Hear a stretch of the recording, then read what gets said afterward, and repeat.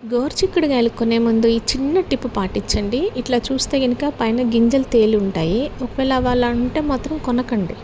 ఎందుకంటే అలాంటి వాటితో చేస్తే నిజంగానే చాలామంది అంటారు గోరుచిక్కుడుకాయల కూర పుల్లల కూరలాగా ఉంటుంది అని. అలా కాకుండా ఇగో చూడండి, మనం తీసుకునేటప్పుడే ఇలా గింజలు తేలకుండా మెత్తగా ఉన్న వాటిని ఎంచుకోవాలి. అలా ఉంటేనే తీసుకోండి. అప్పుడైతేనే ఆ కర్రీ చాలా బాగుంటుంది, సాఫ్ట్గా ఉంటుంది.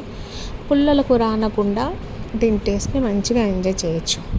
ఇంకొకటి ఏంటంటే, ఈ గోరుచిక్కుడుకాయలని కట్ చేసే ముందు చాకుని పెట్టి కట్ చేయకుండా మనం మామూలుగా చిక్కుడుకాయలని ఎలా అయితే ఒలుస్తామో అలా ఒలుచుకుంటూ, అంటే అలా చిన్న చిన్న పీసెస్ చేసుకుంటూ చేత్తోనే కనుక తీస్తే చాలా బాగుంటుందండి. ఆ కట్ చేయడం వల్ల ఏంటంటే కొంచెం చాలా చిన్న చిన్న పీసెస్ అవ్వడం వల్ల ఆయిల్లో తొందరగా ఫ్రై అయిపోయి నిజంగానే గట్టిగా అవుతాయండి ముక్కలు.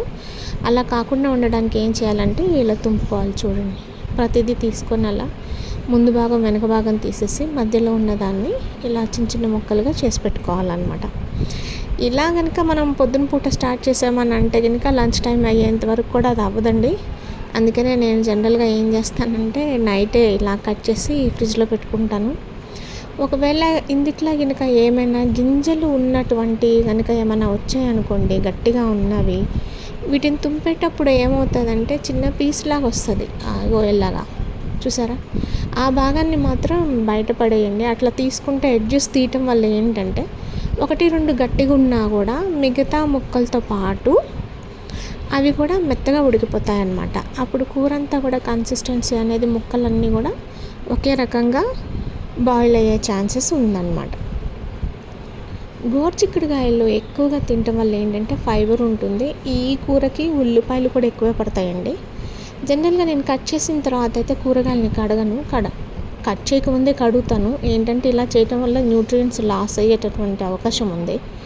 బట్ ఈ కూర ఎందుకో కానీ నేను ఎప్పుడు కట్ చేసే కడుగుతాను. నాకు ఇది కంఫర్ట్ అనిపిస్తుంది. ఈ ఒక్క కూరగాయకి మాత్రం లైట్గా నూనె కాగిన తర్వాత ఎండుమిర్చి, కొద్దిగా పచ్చిశనగపప్పు, ఆవాలు, జీలకర్ర వేసి మంచిగా వేయించిన తర్వాత ఉల్లిపాయలు కూడా వేసి మగ్గనివ్వండి. ఎప్పుడైనా కూడా స్టవ్ని సిమ్లోనే ఉంచండి. ఈ కూర చేయాలంటే మాత్రం సిమ్లోనే ఉంచండి. ఎందుకంటే సిమ్లో లేకపోతే ముక్కలు అయ్యగానే అవి నూనెలో గట్టిపడిపోతాయి అన్నమాట. అలా గట్టిపడకుండా ఉండడానికి ఏంటి అని అంటే లోతు ఎక్కువగా వెడల్పు తక్కువగా ఉన్న గిన్నె తీసుకోవాలి. అదే ఫ్రై చేయాలి అనుకోండి, వెడల్పు ఎక్కువగా లోతు తక్కువగా ఉన్న గిన్నెల్ని తీసుకుంటే సరిపోతుంది. ఇప్పుడు ఉల్లిపాయలు కూడా మంచిగా మగ్గిన తర్వాత ఏం చేయాలంటే ఇట్లా కడిగి పెట్టుకున్నటువంటి గోరుచిక్కుడుకాయ ముక్కల్ని కూడా అందులో వేసేసేయండి. గుర్తుపెట్టుకోండి, మంట మాత్రం సిమ్లోనే ఉండాలి. కూర అయ్యేంత వరకు కూడా సిమ్లోనే ఉండాలి. ఇలా మనం వేసుకున్నటువంటి ముక్కలన్నింటినీ కూడా బాగా కలుపుకొని పైకి కిందికి అనుకుంటూ కలుపుకోవాలన్నమాట. అలా కాకుండా కిందనే అలాగే ఉండిపోయిందంటుకోండి, మనం వాడేవి స్టీల్ గిన్నెలు కాబట్టి కింద అడుగంటే ప్రమాదం ఉంది. అట్లా అడుగంటితే కూర టేస్ట్ కూడా మారిపోతుంది అన్నమాట. అందుకని మూత పెట్టేసి సిమ్లోనే ఉడకపెట్టుకోవాలి. ఇట్లా సిమ్లో ఉడకపెట్టడం వల్ల ఏంటంటే కూర చాలా సాఫ్ట్గా ఉడుకుతుంది, ఫ్రై అవ్వకుండా. అలాగే దీనికి రుచికి తగ్గట్టు ఉప్పు, కారం అన్నీ వేసుకోవాలి. ఉప్పు వేయడం వల్ల ఏంటి అంటే కూర మగ్గుతుంది. ఫ్రైస్ చేసేటప్పుడు ఏంటంటే మనం ఆల్మోస్ట్ మొత్తం ఫ్రై అయిన తర్వాత సాల్ట్ వేయాలి. కానీ ఇక్కడ ఏంటంటే మన ఆవిరి మీదనే, అంటే చిన్న మంట మీద కూరని ఉడికిస్తాం అన్నమాట దీన్ని. ఇలా సాల్ట్ వేయటం వల్ల ఏంటంటే అది తొందరగా ఉడుకుతుంది, మెత్తపడిపోతుంది అన్నమాట ముక్క. ఇది కూడా ఒక టిప్ అండి. కూరలు ఎప్పుడైనా కూడా మంచిగా మెత్తగా ఉడకాలి అని అంటే కనుక సాల్ట్ ముందే వేసుకోవాలి. ఇలాగ చూడండి ఎంత సాఫ్ట్గా అయిపోయిందో కూర.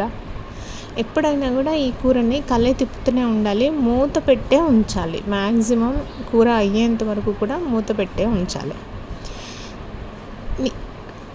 మామూలుగా అయితే నేను అన్ని కూరల్లో ఎక్కువగా పచ్చిమిరపకాయలు వాడతానండి.